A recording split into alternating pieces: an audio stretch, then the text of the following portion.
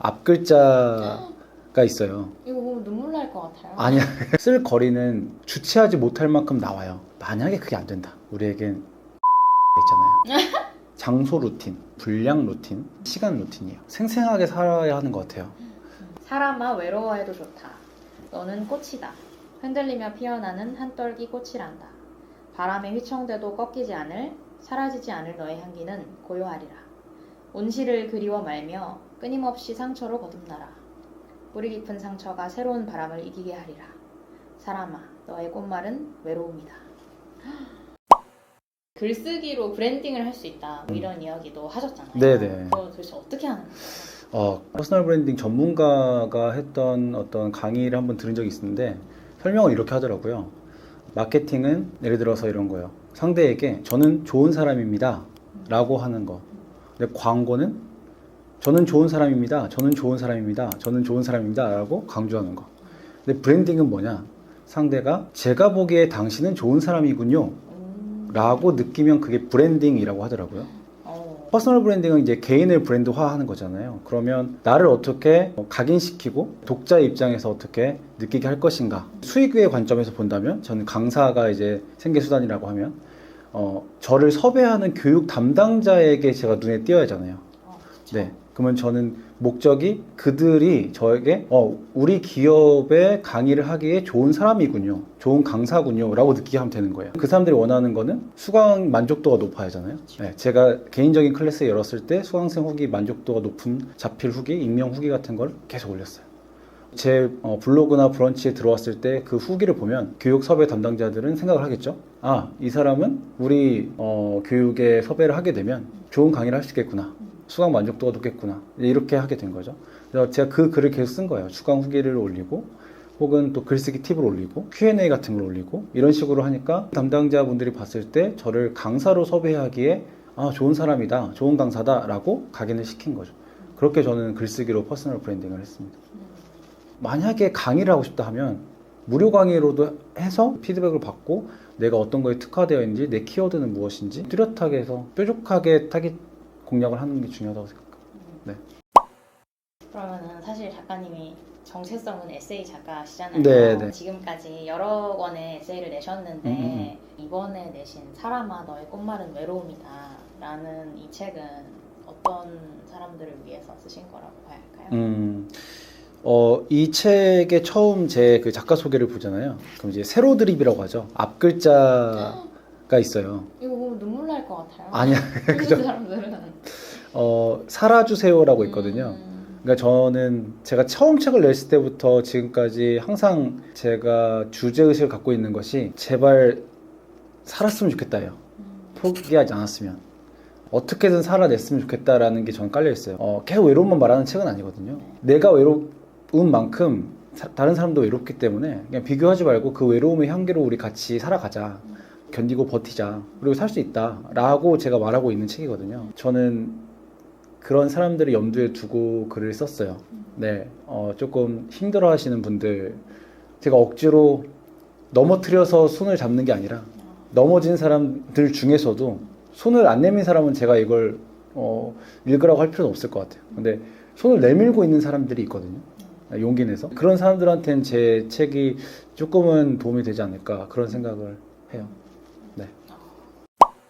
제가 항상 에세이 작가님들의 글을 보면서 드는 생각이 참 이런 소재로 사실은 누구나 쓸 수 있는데 왜 누구나 못 쓰는 걸까? 네. 이거가 저의 의문이거든요. 작가로서 어떻게 소재를 찾아서 어떻게 누구나 쓸 수 있게 되는 건지 좀 이야기해 주실 수 있을까요? 저는 일단은 뭘 써야 할지 모르겠어요 라고 했을 때는 일단은 넘치게 하라고 말해요. 넘쳐야만이 표현하고 싶거든요.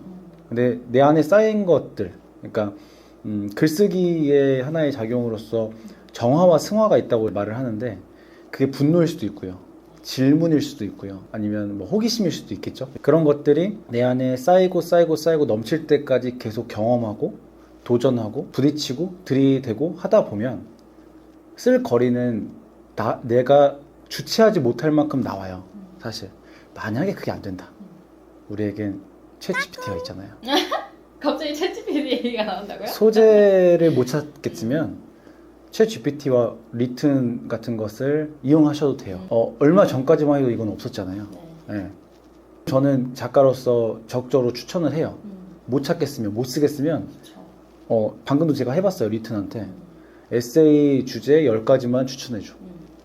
몇 초 만에 이렇게 알려주거든요. 그러니까 정말 쓰기가 어렵다 하면 이제는 혼자 고민할 필요가 없는 세상이 됐기 때문에 그런 도구도 활용하고요. 가장 좋은 건 고유한 경험을 쌓는 거잖아요. 그건 이제 힌트를 얻고 영감을 얻는데 챗GPT를 쓴다면 저는 이제 수다도 많이 떨으려고 해요. 네. 근데 대신 수다가 주제가 있어야 돼요. 그러니까 내 안에 주제가 있든 우리 같이 이런 얘기를 해보자 해서 하든 그리고 그 주제는 질문으로 이어져야 돼요. 질문에 꼬리를 물어서 결국은 쓸거리가 넘치게 돼요. 근데 내가 질문이 많이 없다? 그건 내가 쓸 거리가 없다는 거예요. 진짜 글을 쓰고 싶고 글 주제를 찾고 싶다, 소재를 찾고 싶다 하시는 분이 계시다면 그 관련해서 경험을 해봐야 돼요. 그러니까 간접 경험으로 이야기를 나누든 책을 읽든 직접 몸을 부딪히든 계속 들이대야 돼요. 그렇지 않으면은 챗GPT 말고는 답이 없다고 생각해요, 저는. 네. 사실은 나로부터 글이 나오는 거기 때문에 그쵸. 거기에서 단서를 얻는 방법도 여러 가지가 있지만 어쨌든 부딪힘을 통해서 경험을 쌓고 나의 글을 써나가야 된다라는 말씀이시죠.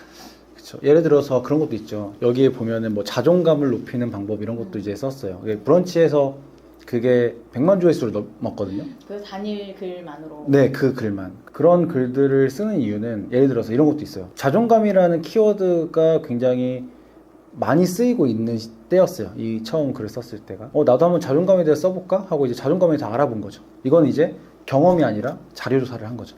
내 안에 경험도 있지만 자료조사를 해서 자존감이 높은 인물이 누굴까? 자존감을 어떻게 설명할 수 있을까? 뭐 논문을 찾든지 기사를 찾든지 단행본을 찾든지. 그리고 이 자존감이라는 것은 심리학에서 어떻게 풀어내고 있을까? 이런 것들을 자료를 조사하는 거예요. 그러니까 제가 강의에서도 하는 건데 무엇을 쓸 것인가? 라고 했을 때 첫 번째는 경험이고 두 번째는 자료예요. 그 자료를 활용하는 게 귀찮고 번거롭고 어려워서 사람들이 안 하는 거라고 생각해요. 못 하는 건 아니에요. 네, 글쓰기는 누구나 시작할 수 있기 때문에 네. 누구나 쓸 수 있다고 하신 지점에 대해서 조금 더 질문을 하고 싶은데 좋습니다. 글을 쓰고 싶어 하는 사람들이 작가님께 찾아가는 거잖아요. 네, 그렇죠. 어떤 특징이 있는 것 같으세요? 이거는 이제 강의에 오는 분들을 말하면은 일단은 표현 욕구가 있고요. 두 번째는 커뮤니티를 하고 싶은 사람들이 있어요. 그러니까 첫 번째부터 설명을 드리면 표현 욕구는 그러니까 표현을 하고 싶은데 그 표현을 내가 잘하는 걸까? 아니면 어떻게 하면 잘할 수 있을까라는 고민에서 오시는 거거든요. 근데 예를 들어서 내가 말로 충분히 표현할 수 있는 사람이다. 음악으로 충분히 표현할 수 있는 사람이다. 그런 사람들은 글쓰기가 그렇게 땡기지 않을 수도 있어요. 그리고 꼭 해야 한다고 저도 말하지 않아요. 네. 근데 글쓰기는 분명히 어떤 표현에 있어서 결핍이 있기 때문에 글쓰기를 찾는 거라고 생각하거든요. 그런 분들이 이제 첫 번째 오죠. 두 번째 커뮤니티는 저는 이제 전 연령을 대상으로 강의를 한단 말이죠. 근데 학교에서 강의를 하는 걸 제외하고 이제 사회에서 만나는 사람들, 그런 사람들은 사실 어느 정도 끼리끼리만 만나는 데서 조금 벗어나고 싶다. 혹은 내가 글쓰기라는 관심사가 있는데 이거랑 맞는 사람도 함께 얘기 나누고 싶다. 단순히 글 배우고 싶다가 전부는 아니더라고요. 그리고 글을 통해서 나를 밝히면 상대방도 글을 통해서 밝히기 때문에 어느 정도 정보가 오가면 자연스럽게 친해지고 계속 그런 걸 이어가고 싶다라는 욕구도 있는 것 같아요. 어떻게 보면은 글쓰기 강의도 외로움을 달래주는 것이라고 볼 수 있겠네요. 그렇죠. 내 글을 누군가 읽어준다는 게 이 책에도 나왔지만 자신의 존재감을 발현하는 거라고 생각해요. 그래서 글쓰기를 배워서 자신이 지금 살고 있다, 그리고 살아가도 괜찮은 사람이다라는 것을 표현하고 싶은데 그걸 도구로 글쓰기를 선택하는 거죠. 작가님 책을 보니까 네. 글을 굉장히 꾸준히 쓰셨다고, 네. 매일매일 쓰고 계시다고. 네네. 글을 꾸준히 쓸 수 있는 원동력은 무엇일까요? 만약에 글 쓰는 걸 좋아하지 않는데 글쓰기를 꾸준히 하고 싶은 사람들을 위해서 제가 말씀을 드린다면 제 동력은 독자예요. 독자가 어디에 있냐면 온라인 플랫폼에 있어요. 네. 온라인 플랫폼이라고 하면 브런치나 블로그 가장 대표적으로 브런치나 블로그에 내가 꾸준히 올리면 독자가 기다리는 독자가 생겨요. 구독을 하거나 아니면 이웃이거나. 저는 처음에 플랫폼을 하나 만들어서 내 루틴을 정해서 매일 혹은 매일이 아니더라도 꾸준히 올리는 것을 실행에 옮겼으면 좋겠는데, 이 루틴을 만드는 법을 알려드리면 세 가지인데요. 첫 번째는 장소 루틴, 두 번째는 분량 루틴, 세 번째는 시간 루틴이에요. 장소 루틴이라고 했을 때 내가 여기에 가면 글을 쓴다, 혹은 여기에 가면 글이 잘 써진다, 영감이 잘 떠오른다 하는 어떤 공간이 있을 거예요. 만약에 없다면 만들면 돼요. 저 같은 경우는 이제 스벅이에요. 학교 앞에 스타벅스. 거기를 이제 거의 출근하듯이 가죠. 그래서 거기만 앉으면 글을 써요. 제가 지금 말씀드린 이 세 가지는 세 가지를 다 해야 한다는 게 아니라 세 가지 중에 하나만 해도 돼요.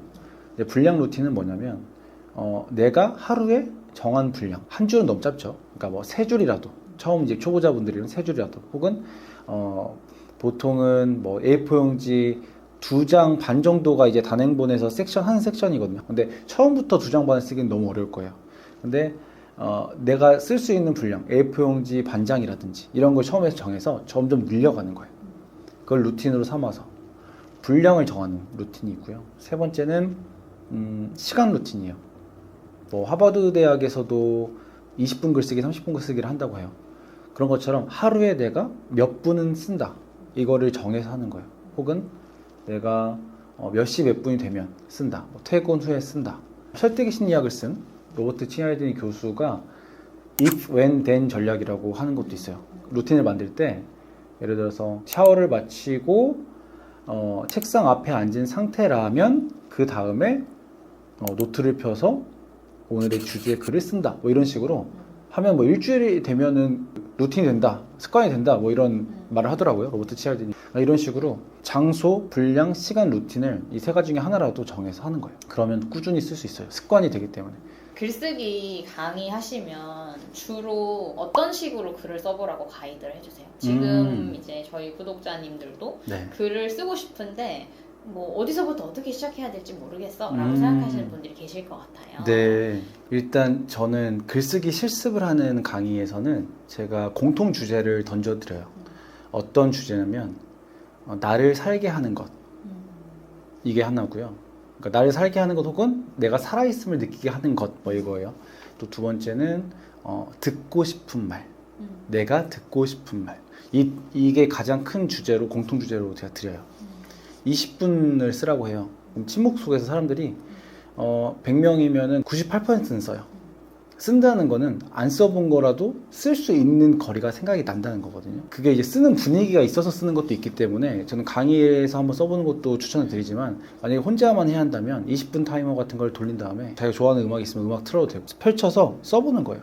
내가 듣고 싶은 말이라는 주제로 쭉 써요. 20분만 딱 쓰고 더 쓰지도 말고 덜 쓰지도 말고 A4 용지 한 장 정도라고 생각하고 최대한 써보는 거예요. 그러면 자기도 모르게 쏟아내는 게 있어요. 네. 그렇게 시작을 하잖아요. 그러면 이 경험이 효능감이 쌓여요. 내가 쓸 수 있네? 네. 그래서 제가 아까 블로그나 브런치나 이런 걸 해보라는 게 효능감을 쌓을 수 있는 가장 좋은 거는 플랫폼에서 연재하는 거예요. 근데 아마 아직은 그게 어려운 단계라면 처음에는 혼자 20분 글쓰기로 타이머를 돌리면서 써보는 거예요. 쓸 수 있는 주제를 먼저 선택하세요. 아까 소재를 어떻게 찾나요로 하고도 연결되는 답변을 또 이어서 드린다면 그런 것도 있어요. 벌서스, 그러니까 VS라고 되는 것을 한번 활용해서 써보는 건데, 예를 들어서 VS가 뭐냐면 고독 vs 외로움. 우리가 뭐 밸런스 게임도 하잖아요. 그럼 밸런스 게임 할 때도 예를 들면 그런 게 있죠. 내가 죽는 날짜를 아는 것과 내가 어떻게 죽는지 아는 것 중에 선택하라, 뭐 이렇게 하면 뭐 고민이 되잖아요. 그쵸. 그런 걸로 한번 써보는 거예요. 고독과 외로움의 차이 VS에서 써보는 거예요. 똑같은 것 같은데 견디다와 버티다의 차이 써보는 거예요. 연애와 사랑의 차이, 연애와 결혼의 차이, 이런 걸 써보는 거예요. 그런 개념을 VS로 나눠보면요, 비교나 대조를 해서 나눠보면요, 어떤 훈련, 어떤 습작을 할 수 있냐면 재정의를 내리게 돼요. 작가는 정의를 내리는 사람이거든요. 내가 정의를 내린다는 것은 내 나름대로의 개념을 풀어내는 거예요. 그럼 이게 철학도 들어가고요. 누군가를 설득할 수 있는 논리도 들어가고요. 그렇게 하다 보면 습작이 돼요. 만약에 VS가 어렵다 그러면 하나로 해도 돼요. 뭐냐면 땡땡이란 땡땡이다. 예를 들어서 나에게 인생이란 무엇이다. 나에게 인생이란 종이컵이다. 일회용 종이컵이다. 왜냐하면 한 번밖에 담을 수 없기 때문이다. 뭐 이렇게 할 수도 있잖아요. 내가 담고 싶은 걸 담지만 단 한 번밖에 담을 수 없기 때문이다. 뭐 이런 식으로 나에게 인생이란 무엇이다. 왜냐하면 무엇이기 때문이다. 이런 문장 만들기부터 해보는 거예요. 그렇게 정의를 내리는 것부터 해서 시작을 하면 지금 당장 시작하고 싶은 사람 분들에게는 도움이 될 거라고 생각합니다. 네. 저도 되게 많이 썼던 방법 중에 하나거든요. 되게 자연스럽게 그렇게 하게 되는 것 같아요. 나의 감정의 그 세밀한 차이를 캐치해내는 거? 그렇죠. 그런 작업들을 글을 쓰다 보면 할 수밖에 없는 것 같아요. 맞아요. 작가로 이제 나서시고 이렇게 하기 전에 다른 직업이 있으셨는지 궁금합니다. 네, 바로 직전 직업으로 보면은 컨텐츠 마케터를 했었고요. 컨텐츠 마케터는 이제 홍보 대행사에서 했었어요. 홍보 대행사에서 제가 맡은 게 이제 모 유통 대기업 그 고객 커뮤니티도 했었고 정부 기관을 대행해서 제가 컨텐츠 기획을 하고 제작을 하고 소통을 하고 이런 걸 도맡아서 했었고요. 카드 뉴스 만든 것도 했고요. 뭐 블로그를 노출시키는 이런 것도 제가 했었고 그래서 그때 다 배웠어요. 그런 직업적인 경험이 너무 좋았고 사실 전 그때 했던 그 경험들로 지금 직업인으로 사는 것 같아요. 네, 그때는 직장인이었다면 직업인으로 사는 것 같고 또 그 전에는 제가 아울렛이나 백화점에서 일했어요.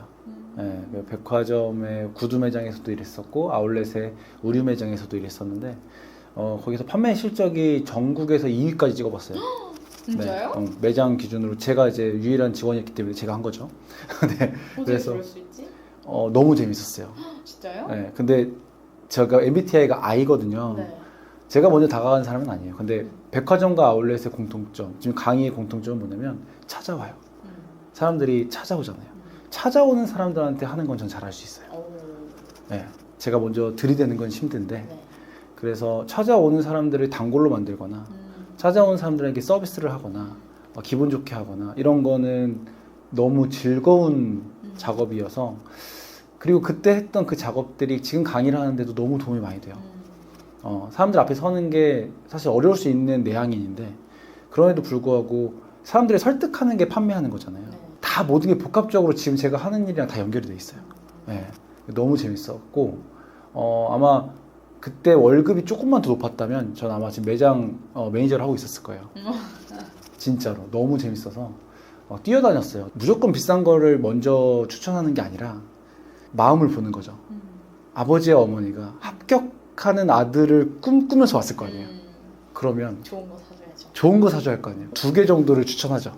그래서 뭐 이런 식으로 키높이 이게 잘 보이는 게 있고 이건 소가죽이 있고 소가죽은 아마 뭐 승진할 때까지 오래 신을 수 있을 겁니다. 이런 식으로 말할 수 있고 그리고 키높이는 지금 당장 좀 돋보이게 할 수 있습니다. 뭐 이런 식으로 하면 뭐 더 비싼 걸 사주고 싶은 부모의 마음도 있는 거고 네. 뭐 이런 식으로 해서 판매왕이 됐죠. 네.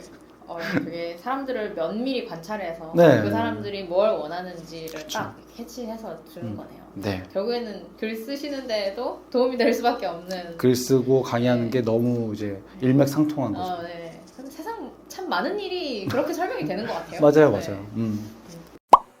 이거는 제가 책에서 보고 인상 깊어서 따로 이제 적어놨던 건데 오늘 하루를 시작했을 때 질문을 던져서 이제 물음표로 시작을 하고 네. 하루를 마무리할 때 느낌표로 마무리를 하는 것이 잘 네. 사는 삶이다. 뭐 네, 네, 이런 네. 거를 봤는데 네. 작가님도 그렇게 뭔가 매일 글을 쓰시니까 매일의 질문이 생기시는 건지.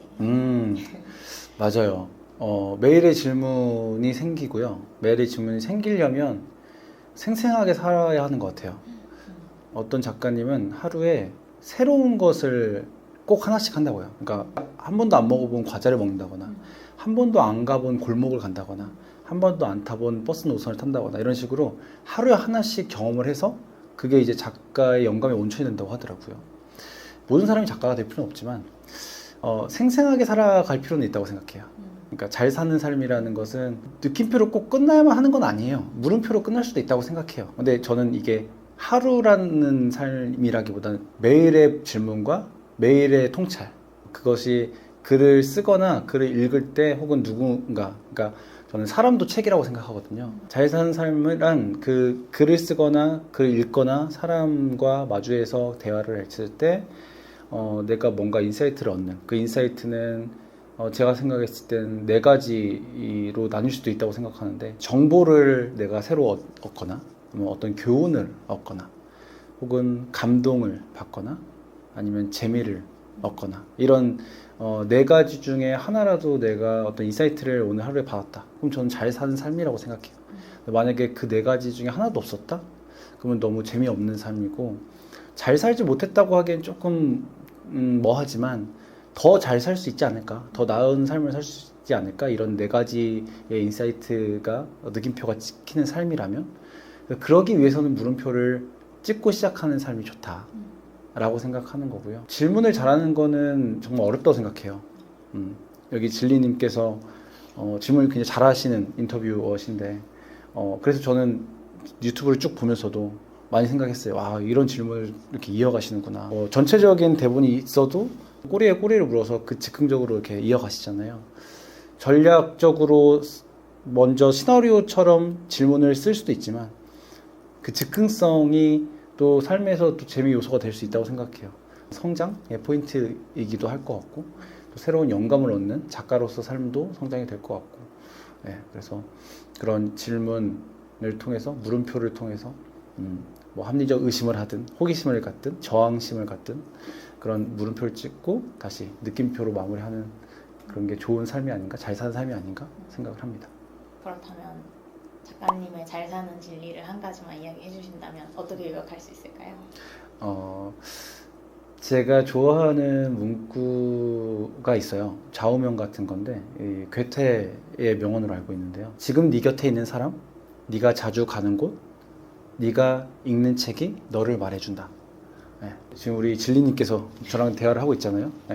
저를 말해주는 것 같아요. 제가 이렇게 잘 살고 있구나, 이런 채널에 나와서 이런 생각도 하고, 구독자님들도 얼마나 대단하신 분들이겠어요. 또 내가 자주 가는 곳, 지금 읽고 있는 책, 이런 것을 돌아보는, 성찰하고 복귀해보는 게 잘 사는 진리라고 생각을 해요. 너무 반복되는 삶 속에서 너무 끼리끼리 또 같은 곳만 반복하지 않고 새로운 곳도 도전하고 성장을 위해서, 그게 잘 사는 게 아닌가 생각합니다. 그러면은 오늘 이렇게 인터뷰 참여해 주셔서 너무너무 감사하고, 왠지 다음에 어떤 기회로든 또 다시 뵙고 싶다는 생각이 듭니다. 응해 주실 거죠? 네, 당연하죠.